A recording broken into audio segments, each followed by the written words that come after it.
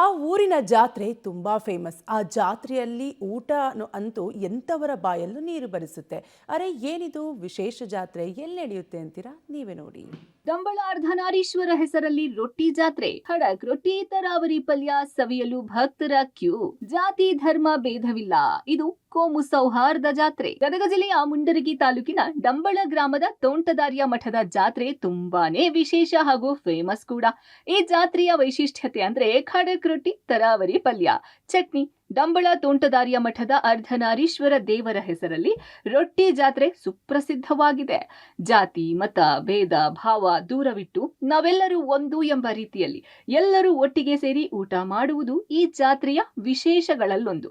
ಈ ರೊಟ್ಟಿ ಜಾತ್ರೆಗೆ ದೂರದ ಊರುಗಳಿಂದ ಜನರು ಬಂದು ದೇವರ ದರ್ಶನ ಮಾಡಿ ಊಟ ಸವಿದು ಹೋಗ್ತಾರೆ.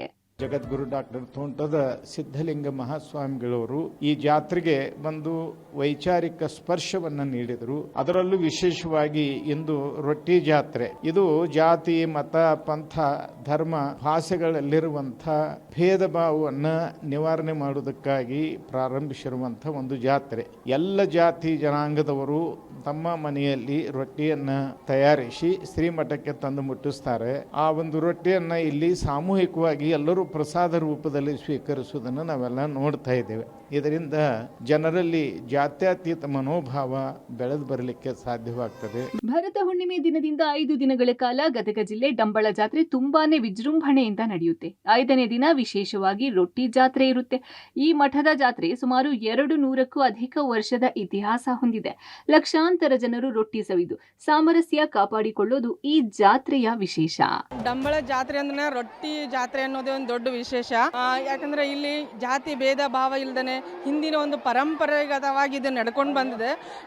ಇಲ್ಲಿ ಅಂದ್ರೆ ಮಠದಿಂದನೇ ಇಡೀ ಊರಿಗೆಲ್ಲ ಹಿಟ್ ಹಾಕಿರ್ತಾರೆ. ಎಲ್ಲ ಜಾತಿಯವ್ರಿಗೂ ಸಹಿತ ಹಿಟ್ ಹಾಕಿ ಬಂದಿರ್ತಾರೆ. ಅವ್ರ ಭಕ್ತರು ಕೂಡ ತಮ್ಮನೆ ಹಿಟ್ಟನ್ನು ಹಾಕಿ ರೊಟ್ಟಿ ಮಾಡಿಕೊಟ್ಟಿರ್ತಾರೆ.